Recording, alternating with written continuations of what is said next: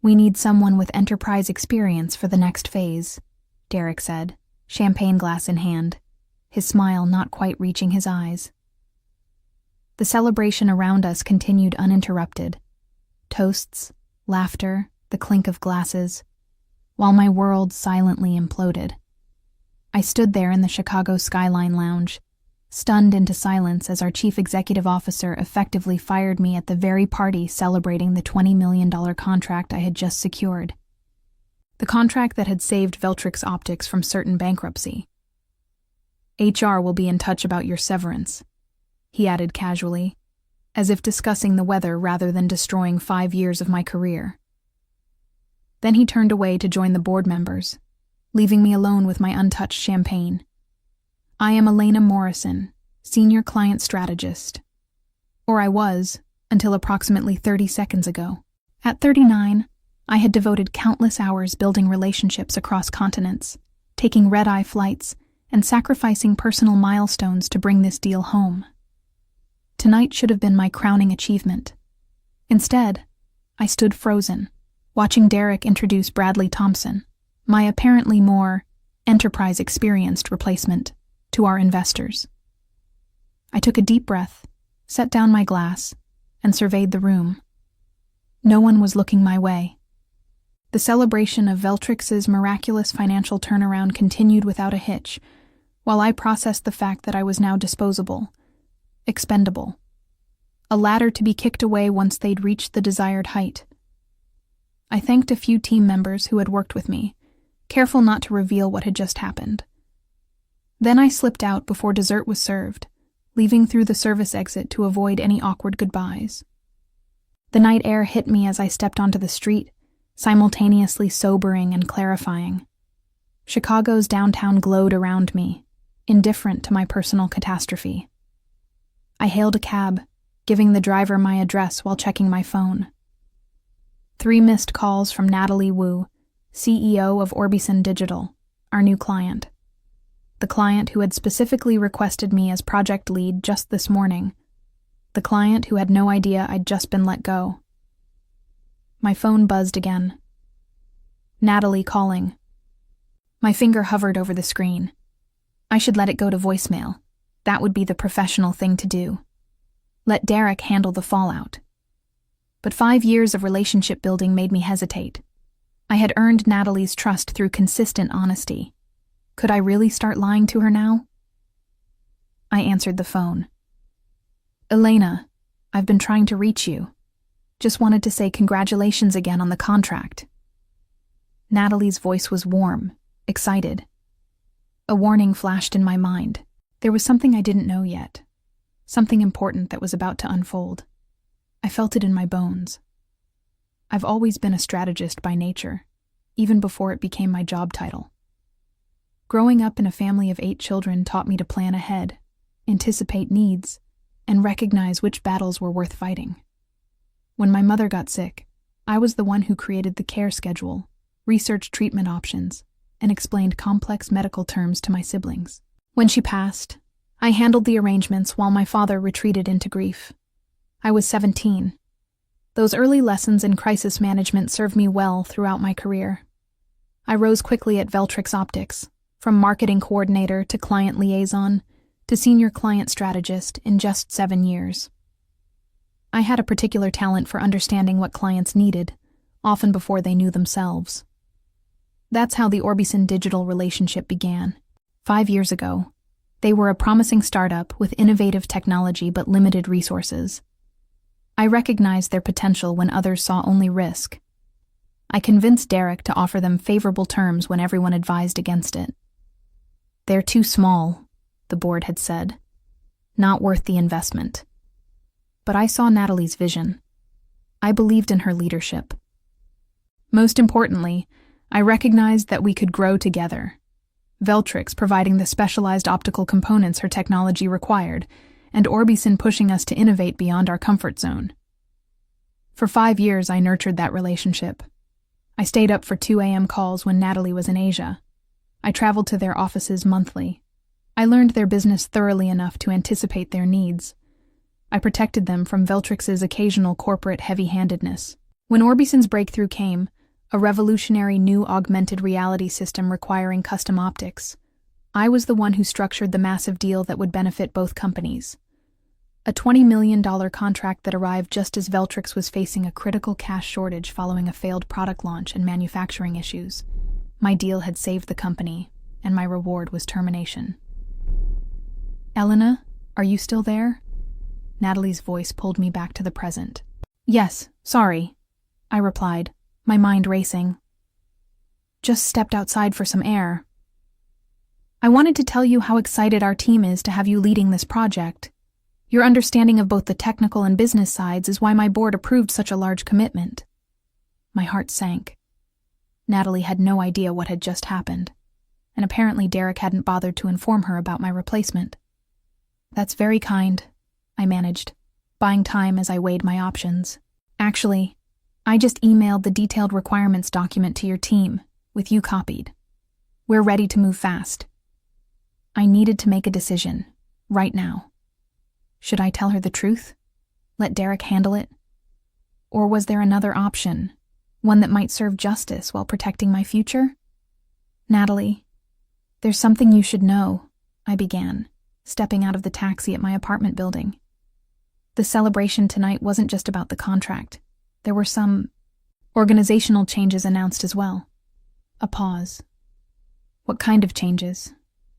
I leaned against the stone facade of my building, gathering courage. Derek has decided to replace me as lead on the Orbison project. They're bringing in someone with more enterprise experience. His words. The silence on the other end stretched for several seconds. That's unacceptable, Natalie finally said, her voice hardening. We signed this contract with the explicit understanding that you would be leading the implementation. Your expertise and understanding of our technology is irreplaceable. I closed my eyes, relief and vindication washing over me. Thank you for saying that. I'm not just saying it. I mean it. This changes everything. Her voice had taken on the steel edge I recognized from negotiations. Do they understand that your involvement was a key condition of our agreement? I don't think so, I admitted. Derek seemed caught up in the celebration. He probably assumes the contract is secure regardless of who's managing it. Another silence. I could almost hear Natalie thinking. Elena, I need to make some calls. Can we talk again first thing tomorrow? Of course, I agreed, though I wasn't entirely sure what my position would be by morning. After ending the call, I entered my apartment and kicked off my heels. The city lights twinkled through the floor-to-ceiling windows, normally a view I cherished. Tonight, they seemed to mock my sudden professional freefall. I opened my laptop and began drafting 3 separate emails. One to Derek outlining my accomplishments and questioning the timing of this decision. One to Human Resources requesting formal documentation of my termination. And one to my network announcing my sudden availability for new opportunities. But I didn't send any of them. Not yet. Instead, I opened a bottle of wine and began reviewing the detailed project requirements Natalie had mentioned. The document was extensive. Hundreds of pages of technical specifications, timelines, and dependencies. I was one of perhaps 5 people at Veltrix who could truly understand its complexity. Bradley Thompson, my replacement, certainly wasn't one of them. My phone buzzed with a text from my colleague Olivia. What happened? You disappeared from the party. Everything okay? I stared at the message, considering how much to reveal. Olivia was trustworthy, but she also reported to Derek. Before I could decide, another text arrived. Derek's been acting strange since you left. The board members pulled him aside. Something's happening. A cold smile formed on my lips. Natalie worked fast.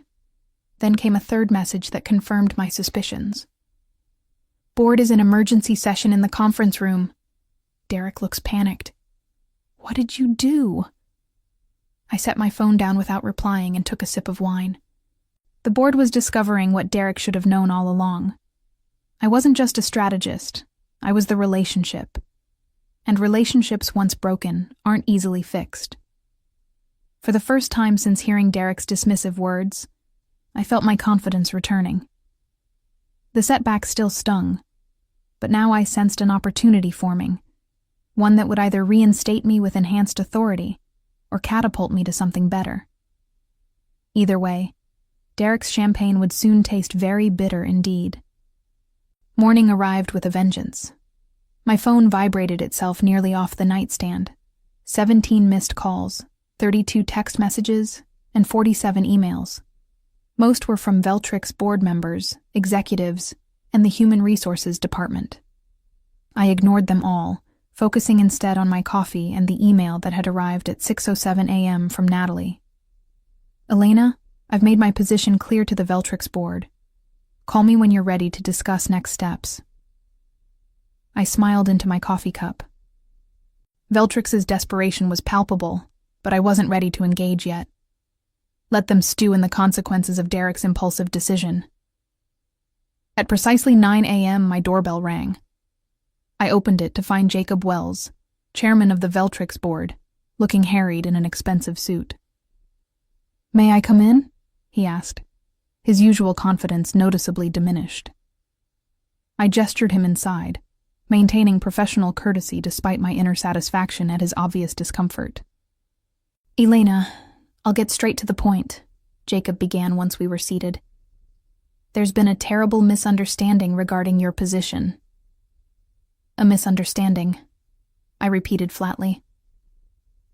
"Is that what we're calling it when the CEO fires someone at the celebration of their biggest achievement?" Jacob winced. "Derek was premature in his communication with you. The board had not approved any staffing changes for the Orbison project." "Interesting." I kept my expression neutral. Yet he seemed quite confident while holding his champagne glass. He overstepped, significantly. Jacob's jaw tightened momentarily. "We've spent the night in emergency sessions after receiving multiple calls from Natalie Wu. She made it extremely clear that without you, there is no contract." And there it was, the nuclear option Natalie had deployed on my behalf, my leverage. "So Derek made a unilateral decision that jeopardized a $20 million contract," I summarized. "That seems like a significant leadership failure." Jacob's expression confirmed I'd hit the mark. "The board shares your concern." "And yet you're here instead of Derek," I observed. "Why isn't he apologizing himself?" Jacob shifted uncomfortably. "Derek is addressing other aspects of this situation." Translation: Derek was fighting for his job. "What exactly are you offering, Jacob?" "Full reinstatement as senior client strategist, with a substantial retention bonus, plus leadership of the Orbison implementation team, reporting directly to the board instead of through normal management channels." The offer was impressive, but incomplete. "And Bradley Thompson?" Jacob grimaced. "He'll be reassigned to another department." I took a slow sip of coffee, letting silence fill the space between us. Jacob began to fidget, a tell I'd observed in board meetings when he was anxious. "I'll need time to consider," I finally said. "Time is something we don't have," Jacob responded, his voice tightening. "Natalie has given us until noon to confirm your participation, or they begin reviewing their legal options for withdrawing." I raised an eyebrow. "So you need my answer in—" I checked my watch. 3 hours? "Ideally sooner." I stood up, signaling our conversation was ending. "I'll call you before noon." As I closed the door behind a clearly unsatisfied Jacob, my phone buzzed with a text from Olivia. "Derek cleaning out office. Board forcing resignation." Followed quickly by, "Confirmed. Derek out. Jacob acting as interim CEO." This changed everything. The board had moved even faster than I anticipated, eliminating the immediate problem of working with Derek after his betrayal. Their decisive actions suggested genuine remorse, or at least genuine fear of losing Orbison's contract. But as I stared at the succession of increasingly desperate messages filling my phone, another message arrived. This one from a number I didn't recognize. "Ms. Morrison, I'm Thomas Blackwood, CEO of Crystalfin Audio. We should talk about your future. Lunch today? I believe we can offer something far more valuable than damage control. I felt a slow smile spread across my face. Now I had options. The restaurant Thomas Blackwood had chosen was discreet and elegant, a small Italian place in Chicago's financial district, where privacy was part of the premium pricing. As I was led to his table, I assessed the man who might represent my future. Thomas rose to greet me. Tall, around 50, with the confident bearing of someone accustomed to getting what he wanted. Crystalfin Audio was Veltrix's most formidable competitor, specializing in acoustic optical technologies that complemented many of the same markets. Elena Morrison, he said, extending his hand. Your reputation precedes you. Thank you for making time on such short notice. We exchanged pleasantries as the waiter brought water and took drink orders. Once we were alone again, Thomas leaned forward. I'll be direct. We've been watching your work with Orbison Digital for some time. The contract you secured is impressive, not just for its value, but for the strategic positioning it creates. I nodded, curious where this was heading. Veltrix doesn't deserve you, he continued. What Derek did was unconscionable, and the board scrambling doesn't erase it. You seem well informed about Veltrix's internal matters, I observed. Thomas smiled. Chicago's technology circle is small, and news travels fast, especially news involving $20 million contracts and CEOs being ousted. My phone vibrated in my purse, likely Jacob, growing increasingly desperate as noon approached. I ignored it. What exactly are you proposing? I asked. Executive Vice President of Strategic Partnerships at Crystalfin. Double your current salary, significant equity, and a seat on our executive committee. The offer was stunning, far beyond what I had expected. That's very generous. It's not generosity, it's strategy, Thomas corrected. We want the relationship you've built with Orbison. We want your ability to structure complex deals. Most importantly, we want to deny these assets to Veltrix.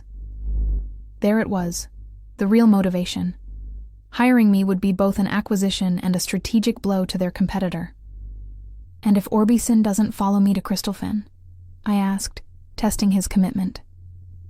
Then we've still acquired an exceptional strategist, and Veltrix has still lost one. He slid a folder across the table.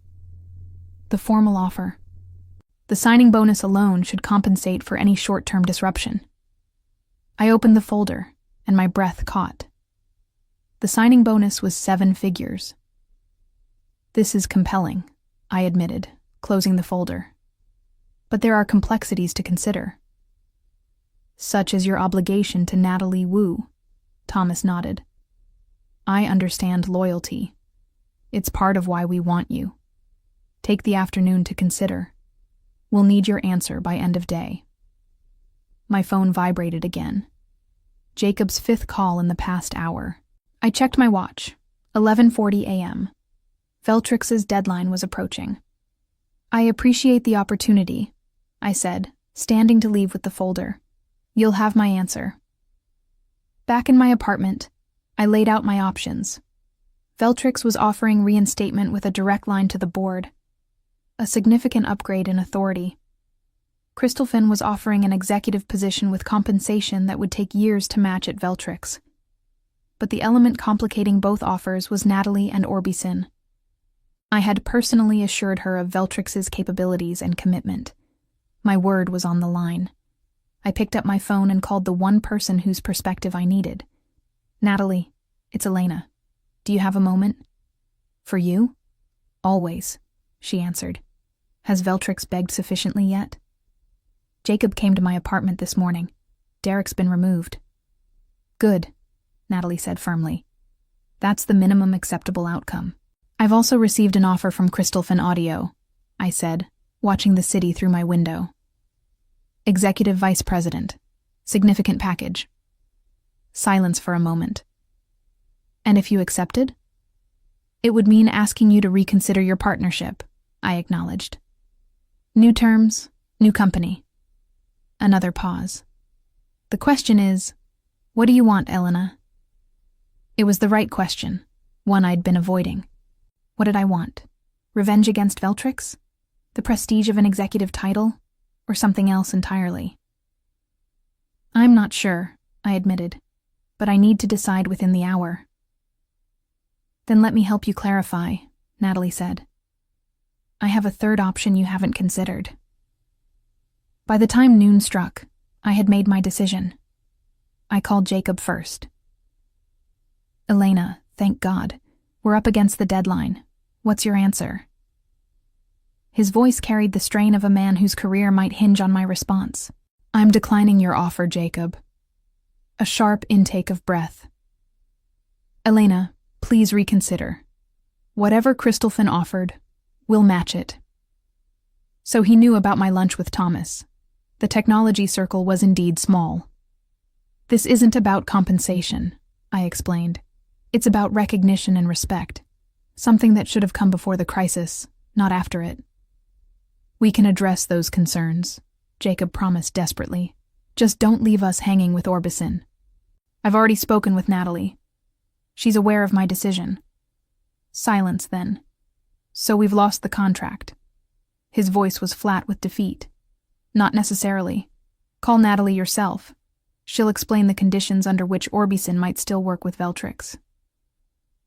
I ended the call and immediately dialed Thomas. Elena, he answered smoothly. I hope you're calling with good news. I appreciate your offer, Thomas, but I'm declining. Unlike Jacob, Thomas didn't immediately protest. May I ask why?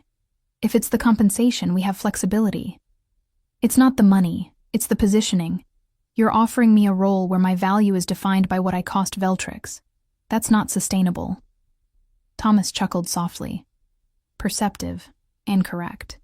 What's your alternative? Something more aligned with my long-term interests. Intriguing. Well, the door remains open should your new path not meet expectations.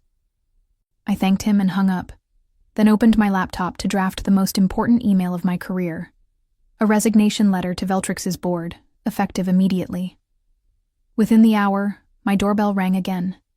This time, it was Natalie. Are you sure about this? She asked as I welcomed her inside. Absolutely, I confirmed, pouring us both coffee. Though it's not without risk.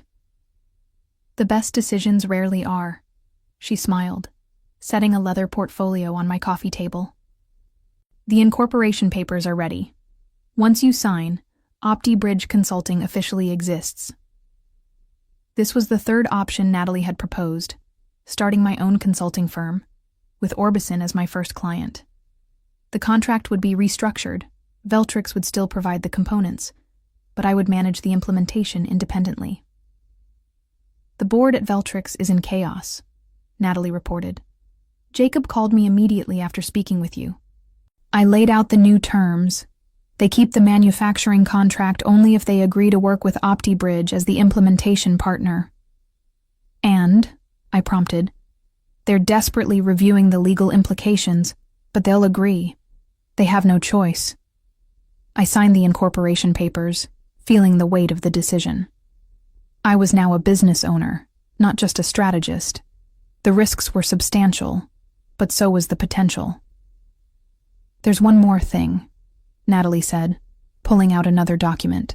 Orbison is prepared to provide seed funding for OptiBridge in exchange for a minority stake. Enough capital to hire a small team immediately. I stared at the proposal, momentarily speechless. This wasn't just a new job. It was a complete transformation of my career trajectory. Why are you doing this? I asked finally. Natalie's expression grew serious. Because talent like yours shouldn't be at the mercy of people like Derek. Because I believe you'll build something remarkable. And, she smiled, because it's good business. We get the expertise we need while investing in a promising venture. As I signed the investment agreement, I reflected on how dramatically my circumstances had changed in just 24 hours. From terminated to business owner. From employee to partner. Derek's champagne toast now seemed like a distant memory, the inadvertent catalyst for something far more significant than a mere corporate position. Sometimes, being underestimated is the greatest advantage of all. 3 months later, I stood in OptiBridge's new offices in downtown Chicago, watching my team of 12 consultants working on projects for 4 different clients. The seed funding from Orbison had allowed me to recruit top talent from across the industry, including, to my particular satisfaction, Olivia from Veltrix, who now led our technical integration team. The Orbison implementation was proceeding flawlessly under our guidance, with Veltrix grudgingly fulfilling their manufacturing obligations according to the renegotiated contract. Their margins were significantly reduced from the original agreement, a financial consequence that had further destabilized their leadership after Derek's departure. My phone buzzed with a text from Natalie. Board meeting successful. Additional funding approved for Phase 2. Dinner to celebrate? I smiled and confirmed. Orbison was thriving with our partnership, already discussing expansion beyond the initial contract scope. The trust I had built with Natalie was proving more valuable than ever. My assistant knocked on my office door. "Elena, Jacob Wells is here to see you. No appointment." I raised an eyebrow. The last I'd heard, Jacob had been struggling as interim CEO at Veltrix. "Send him in." Jacob looked noticeably older than when I'd last seen him, stress evident in the new lines around his eyes. "Thank you for seeing me," he said, declining my offer of a seat. "I'll be brief. Veltrix is considering a strategic reorganization, and the board has authorized me to explore all options." "What kind of options?" I asked, though I suspected the answer. "Acquisition, by OptiBridge." I nearly laughed at the irony. "You want me to buy the company that fired me?" Jacob winced. "The board recognizes the unfortunate history, but Veltrix has valuable manufacturing capabilities that would complement your consulting services. The valuation would be reasonable." "Reasonable meaning significantly discounted from 3 months ago," I observed. Jacob didn't deny it. "We've lost several key clients following the Orbison restructuring. Our stock has adjusted accordingly." I allowed myself a moment to savor the completeness of this reversal. The company that had dismissed me was now effectively offering itself to me at a bargain price. "Leave the proposal," I said. "I'll review it with my team." The acquisition proposal sat on my desk for a week while I conducted due diligence. Veltrix's situation was worse than Jacob had admitted. They were hemorrhaging talent, struggling with production delays, and facing a significant cash shortfall by quarter's end. Yet their manufacturing infrastructure remained valuable, and properly managed, could become a significant asset for OptiBridge. The vertical integration possibilities were compelling from a business perspective. I called Natalie to discuss the opportunity. "It's poetic justice," she said after I explained. "But is it good business?" "With the right restructuring, yes," I responded. "Their optical manufacturing complements our strategic consulting. We could offer end-to-end solutions that neither Veltrix nor OptiBridge can provide independently. And the board that approved your termination?" "Would be dissolved upon acquisition," I confirmed. "New leadership, new direction." Natalie was quiet for a moment. "You've come full circle, then. From being discarded by Veltrix to becoming its owner." "If we proceed," I cautioned. "I'm still evaluating options." After ending the call, I reviewed the detailed valuation analysis my financial team had prepared. The numbers supported acquisition at the proposed price, but something felt unresolved. I opened my laptop and searched for news about Derek. According to industry publications, he had landed at a small startup in Austin, a significant step down from his previous position. His dismissal from Veltrix had damaged his reputation, limiting his options. Part of me had expected to feel more satisfaction at his downfall. Instead, I felt strangely detached. Derek had been the catalyst for my current success, albeit unintentionally. Without his short-sighted decision, OptiBridge wouldn't exist. I closed the search and turned back to the acquisition proposal. The revenge narrative no longer seemed relevant. This wasn't about getting back at Veltrix or Derek. It was about building something meaningful from an unexpected opportunity. The next morning I called Jacob with my decision. OptiBridge will acquire Veltrix with conditions, I informed him. The manufacturing division remains intact, but will restructure management completely. Jacob sounded relieved. The board expected as much. They'll accept reasonable terms. One more thing, I added. I want the champagne flutes from the celebration party 3 months ago. The champagne flutes? Jacob sounded confused. Yes, the ones used for toasting when I was let go. Consider it a personal memento. A symbolic request, perhaps, but meaningful to me. Those glasses had witnessed both my professional low point and the beginning of my transformation. They would serve as a reminder that endings often conceal new beginnings. Jacob agreed without further question, likely relieved the demands weren't more severe. As I hung up, I looked out at the growing OptiBridge team. We were about to expand dramatically, integrating Veltrix's manufacturing capabilities with our strategic consulting. The challenges would be substantial, but so was our potential. The journey from that painful night to this moment of triumph had been swift and unexpected. Derek's dismissive words, "We need someone with enterprise experience," now seemed laughably myopic. I had built an enterprise from scratch in just 3 months, one that was now powerful enough to acquire his former company. Sometimes the most satisfying revenge isn't about getting even. It's about moving forward so decisively that the past becomes irrelevant. As I watched my team, I realized I no longer needed Veltrix's champagne glasses to remind me of how far I'd come. I was writing a new story now, one that no longer featured Derek as the villain. Instead, I would focus on the future, my company, my vision, my success. That was the true victory.